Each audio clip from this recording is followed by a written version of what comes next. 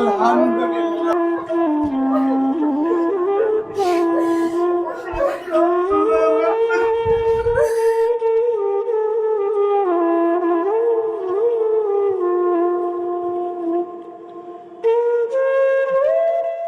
চরম ঝুঁকি আর 10 ঘন্টার অস্ত্রোপচার। আমরা আস্তে আস্তে আস্তে মিডলাইনের দিকে আসবো এবং ল্যাটারাল অ্যাপ্রোচ থেকে আমরা যে স্টানোক্লেডোমাস্টয়েড মাসেল আছে সেটাকে স্প্লিট করে আমরা নার্ভটাকে আইডেন্টিফাই করার চেষ্টা করবো এবং তারপর আমরা স্কেলিটালাইজেশন করবো, অর্থাৎ পুরো গ্ল্যান্ড থেকে মাসেল এবং আন্ডারলাইং স্ট্রাকচারসগুলোকে সেপারেট করার পর টিউমারটাকে আমরা অপসারণ করার পরিকল্পনা করছি। বান্ডেল থাকলে প্রতি সেনমানিতে টাকা বাঁচবে। বিকাশ সেনমানি বান্ডিল কিনে জিতুন প্রতি লেনদেনে। 65 বছর বয়সী আবুল কাশেম 7 সন্তানের বাবা। গলায় দীর্ঘ 45 বছর ধরে বেড়ে উঠেছিল বিশাল আকারের একটি থাইরয়েড টিউমার। বিদেশের নামকরা হাসপাতাল থেকে শুরু করে বড় বড় বিশেষজ্ঞ কেউই এই জটিল টিউমারের অপারেশন করতে রাজি হননি। পরিবারের সদস্যরা প্রায় আশা ছেড়ে দিয়েছিলেন। ফলে বছরের পর বছর সেই টিউমার নিয়েই বেঁচেছিলেন আবুল কাশেম। নির্ঘুম হয়ে গিয়েছিল রাত, কষ্টের যেন শেষ ছিল না। আসলেই রোগ ব্যাধির কাছে মানুষ বড় অসহায়, আর এই অসহায় মুহূর্তটা আরও বেশি বেদনাদায়ক হয়ে যায় যখন মানুষ কোনো দুরারোগ্য রোগে আক্রান্ত হয়। অবশেষে বাংলাদেশের চিকিৎসক বাসুদেব কুমার সাহা ঝুঁকি নিয়ে অপারেশন করার সিদ্ধান্ত নেন। বাবার অপারেশন হবে এমন খবরে বিদেশ থেকে ছুটে আসেন আবুল কাশেমের সন্তানরা। 10 ঘন্টার অপারেশন শেষে যখন ডাক্তার বাসুদেব কুমার জানান অপারেশন সাকসেসফুল, তখন আমার চাচাজান ভালো আছেন, আলহামদুলিল্লাহ। তিনি চোখ খুলে তাকিয়েছেন।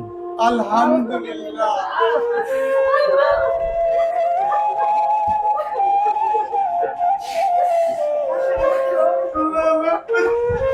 সবাই বুকফাটা কান্নায় আনন্দে আত্মহারা হয়ে সিজদায় পড়ে সৃষ্টিকর্তার কাছে শুকরিয়া আদায় করলেন।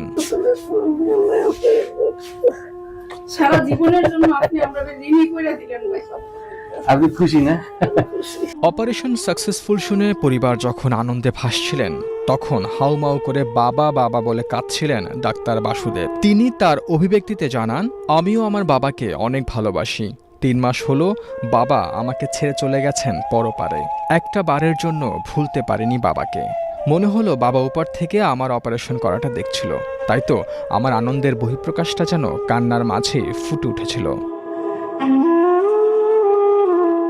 বিশেষজ্ঞ টিমের সহায়তায় দীর্ঘ সময় ধরে সফলভাবে টিউমার অপারেশন সম্পন্ন করেন ডাক্তার বাসুদেব কুমার সাহা। বর্তমানে আবুল কাশেম সুস্থ আছেন এবং নতুন জীবনের স্বাদ পাচ্ছেন। এই ঘটনা আবারও প্রমাণ করল বাংলাদেশের চিকিৎসকরাও বড় বড় সাফল্য অর্জন করতে সক্ষম। ওয়ালাইকুম আসসালাম। আব্বাজান, আপনার অপারেশন সাকসেসফুল। আপনি এখন সম্পূর্ণ সুস্থ আছেন। দেখি আপনার কথা বলতে কোনো সমস্যা হচ্ছে কিনা আমরা একটু বোঝার চেষ্টা করব। আপনাদের বাড়ি কোথায়? আমাদের বাড়ি বুরুসুং থানা 12 আচ্ছা, আপনার কয় ছেলে মেয়ে? 4 ছেলে 3 মেয়ে।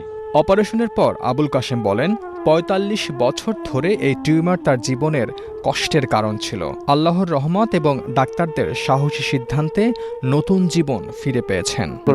আমার মুক্ত করছেন আল্লাহ। যদি আপনারে আমি নামাজ ফিরাম না লেগে ঠিক আছে, ঠিক আছে। আমি নামাজ ফিরা দোয়া করাম না লেগে আমি একদম মরণ আছি।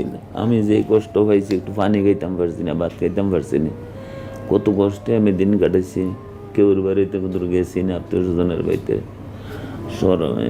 আল্লাহ আপনার উসিলে আমার এটা মাফ করছে।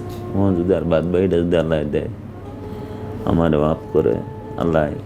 আমি দোয়া করা আপনার দিকে নামাজ ফিরে যতদিন বাসে এতদিন আমি আমার ফুট না, ঠিক আছে, ঠিক আছে, আগে আছে, কোনো অসুবিধা নাই। তাহলে এখন মোট ছেলে মেয়ে কয়জন দেখি শুনি? 8 জন ছেলে মেয়ে। আগে ছিল 7 জন, এখন একজন বাইরে গেল। অনেকজন আমার বাড়ছে, একজন আমার বড় ছেলে। আচ্ছা, ঠিক আছে। ডাক্তার বাসুদেব কুমার সাহা বলেন, এটি ছিল অত্যন্ত ঝুঁকিপূর্ণ একটি অপারেশন।